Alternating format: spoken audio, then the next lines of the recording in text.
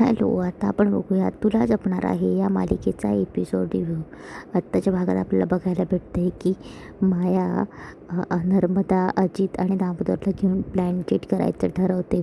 तेव्हा आग्रह हा नर्मदाचा असतो, कारण की तिला तिच्या भावाला बोलवून तिला प्रश्न विचारायचे असतात की तिच्या नावे काही केलं का नाही, म्हणून सगळं मंजिरीच्या नावे का गेलं आहे म्हणून. तेव्हा ते करायला तर बसतात. तेव्हा माया बोलते की अजूनही विचार करा. तेव्हा नर्मदा बोलते की माझा विचार फिक्स झाला आहे. तेव्हा दामोदर घाबरत असतो. तेव्हा माया बोलते की एक प्रॉब्लेम आहे. तेव्हा नर्मदा बोलते की आता काय. तेव्हा माया बोलते की जर दादासाहेबांच्या ऐवजी दुसराच आत्मा आला. तेव्हा नर्मदा बोलते की दुसरा कोणाचा. तेव्हा माया बोलते की मीरासोबत जो आत्मा असतो तो. तेव्हा अजितही बोलतो की मॉम शी इज राईट. ते इथे मीरासोबत जो आत्मा फिरतो ना, खोली जवळच आहे, तो आपल्या इथे आला तर मग. तेव्हा नर्मदा बोलते की काही नाही, दादाच येईल, माझा निर्णय फिक्स झाला आहे, तू सुरू कर, तुला येतं ना. तेव्हा तेव्हा माया बोलते की हो येतं मला. तेव्हा ती पण घाबरत असते. तेव्हा ती बोलते की काही इन्स्ट्रक्शन आहे. तेव्हा नर्मदा बोलते की काय. तेव्हा ती माया त्यांना सांगते की अति प्रश्न विचारायचे नाही, जे गरजेचं आहे तेवढंच विचारायचं आणि जास्त काही अतिघाई करायची नाही, म्हणून चला ठेवा बोट ठेवा, म्हणून माया त्यांना सांगते. तेव्हा मायाने सांगितलेल्या इन्स्ट्रक्शनप्रमाणे ते चौघं वाटेवर बोट ठेवत असतात. तेव्हा नर्मदा बोलत असते की दादा, जर तुझा आत्मा इथे असेल तर प्रकट हो, मला तुला काही प्रश्न विचारायचे. तेव्हा नर्मदा त्याला प्रकट हो म्हणून सांगत असते. तेव्हा ते चौघे हात काढतात आणि आता एकमेकांचे हात पकडत असतात. तेव्हा दामोदर घाबरत असतो आणि बोलतो की हे सगळं केलंच पाहिजे का. तेव्हा अजित गुपचूप सांगतो की डॅड, तुम्हाला किती वेळा सांगितले. तिने काय सांगितले की शांत बसा जरा, हात भूत आला तर तुम्हाला पकडेल पहिले म्हणून. तेव्हा चौघांचा जप चालू असतो की दादासाहेबांचा आत्मा प्रकट हो म्हणून. इकडे अथर्व आणि मीरा बसलेले असतात. तेव्हा मीरा सांगत असते की वेदाचे बाबा, तुम्ही जरा एकदा परत विचार करा ना. ही वेळ भावनेच्या भरात काही निर्णय घ्यायचे नाही आहे. ही वेळ विचार करण्याची. तुम्ही एकदा विचार करा, दादासाहेब खरंच असं करू शकतात का. आईसाहेब म्हणतात की दादासाहेबांनी सगळी प्रॉपर्टी त्यांच्या नावावर केली आहे. त्यांनी आधीच विल बनवून ठेवलं होतं. तुम्हीच एकदा सांगा की हे दादासाहेबांच्या स्वभावात बसतं का. आणि सगळ्यात महत्त्वाची गोष्ट की दादासाहेबांच्या जवळचे तुम्ही होतात, सगळ्यात जवळचे, लहानपणापासून अगदी तुमच्या. दादासाहेब सगळ्यात महत्त्वाची गोष्ट तुमच्याजवळ शेअर करायचे. घरातला कुठलाही निर्णय असेल तर ते तुमचं मत घ्यायचे, आणि इतका मोठा निर्णय घेत असताना त्यांनी तुम्हाला सांगितलं नाही. असं कसं होऊ शकतं. वेदाचे बाबा, तुम्हाला खरंच हे सगळं खरं वाटतंय का.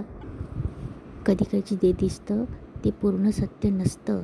तेव्हा अथर्व मनात विचार करतो की मीराच्या बोलण्यात पॉईंट आहे, मला विश्वास ठेवा असं का वाटत नाही. इकडे मंजिरी आउट हाऊसकडे जायला निघते. तेवढं ती थांबते. अंबिकाही तिथे येते. तेव्हा मंजिरी बोलते की तू काय येतेस माझ्या मागे मागे. हे बघ, तुला काहीही मिळणार नाही. याआधीही मागे आली होतीस, काही मिळालं. तुझा तो सासरा, तोही असंच आला होता माझ्या मागे मागे. त्याला काय मिळालं माहिती आहे, मृत्यू. तेव्हा मंजिरी बोलते की ज्या गोष्टी आपल्या अकलाच्या बाहेर असतात ना, ते शोधायचे नसतात.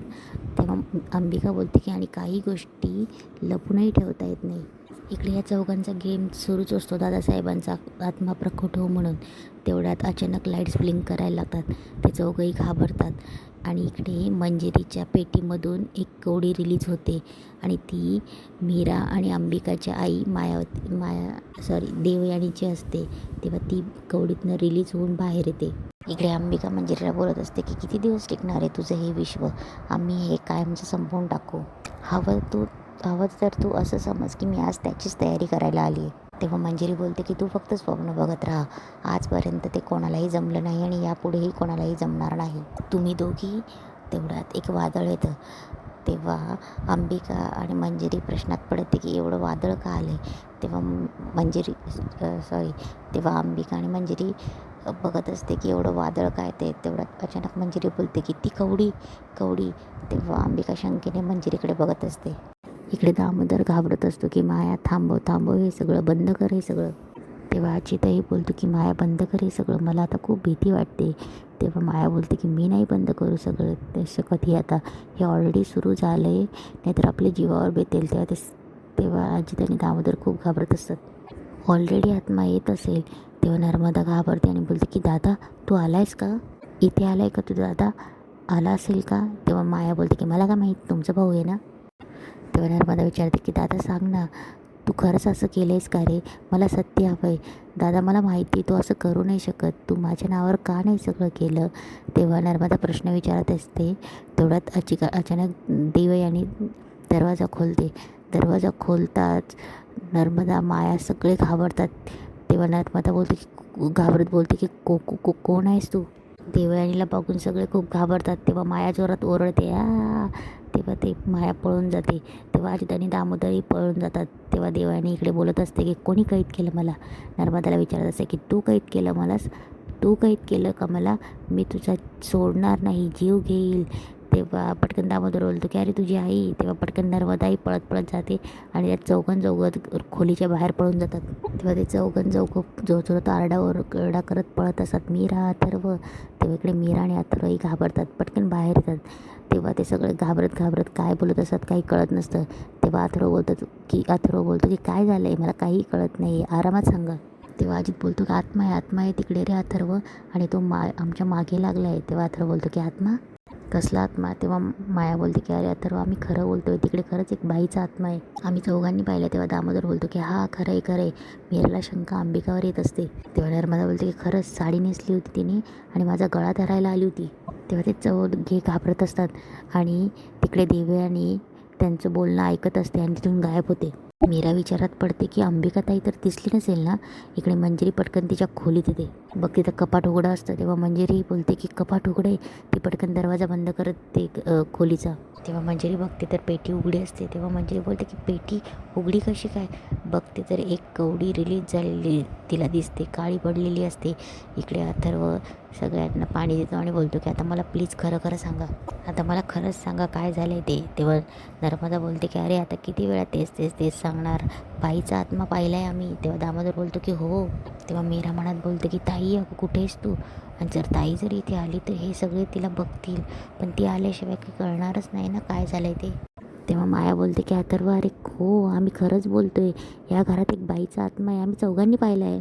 तेव्हा अथर्व बोलतो की आत्मा कुठे आहे तो आता? तेव्हा माया बोलते की आता आत्मा तो गेला असेल, पण त्या आत्म्याची जागा आपलं घर आहे, म्हणजे तो या घरातच आहे. तेव्हा अथर्व बोलतो की वॉट रबिश माया. तेव्हा माया बोलते की अरे मी खरंच सांगते. तेव्हा माया सांगते की हे बघ मी तुला खरं सांगते की सासूबाईंना पटत नव्हतं की दादासाहेबांनी अशी विल लिहिली आहे, म्हणून सासूबाईंनी दादासाहेबांना बोलवण्यासाठी सासूबाईंना विचारायचं, त्यामुळे आम्ही सगळं हे केलं, पण आली भलतीच बाई, मी खरंच सांगते. तेव्हा दामोदर बोलतो की अरे हो, आणि तो आत्मा आमच्या मागे लागला. तेव्हा नर्मदा बोलते काय आणि हो, माझ्या जीवावर उठला होता तो, मी काय घोडं मारलंय तिचं. तेव्हा अथर्व बोलतो की बास करा माया, काय नाटक सुरू केलंयस तू? तेव्हा माया बोलते की अरे मी नाटक करत नाहीये. तेव्हा अथर्व बोलतो की आरामात बोल, वेदा आणि अनन्या झोपल्या आहेत. तेव्हा नर्मदा बोलते की हळू बोल ना माया, मायाने प्लॅनचेट केलं होतं. तेव्हा अथर्व बोलतो की काय, हे प्लॅनचेट वगैरे काही नसतं, कोणी सांगितलं होतं तुला हा मूर्खपणा करायला माया? तेव्हा माया बोलते मी, यांनीच सांगितलेलं मला, या तिघांनी फोर्स केला होता म्हणून मी केलं. तेव्हा मीरा मनात बोलते की मला या सगळ्यांच्या बोलण्यावरून असं वाटतं की यांनी ताईलाच बघितलं असणार. बापरे, आता हे नवीन काय होऊन बसलं. इकडे मंजिरी तिच्या बॉक्समधल्या कवडीकडे बघून घाबरत असते. अंबिका चोरून तिला बघत असते. तेव्हा मंजिरी घाबरत रडत असते की बापरे. कवडी उचलते आणि बोलते की कवडी काळी पडली, म्हणजे देवयानीचा आत्मा या कवडीतनं बाहेर आला आहे. तेव्हा मंजिरी जोरजोरात ओरडते की नाही, असं नाही होऊ शकत. तेव्हा माया बोलते की काय, त्या कवडीत आत्मा कैद होता, आणि काय म्हणाली ती देवयानी? कोण आहे देवयानी, आणि तिचा आत्मा मंजिरीने का कैद केला होता? तेव्हा अंबिका प्रश्नात पडते. मंजिरी कवडी बघून रडत असते आणि इथेच आजचा एपिसोड संपतो.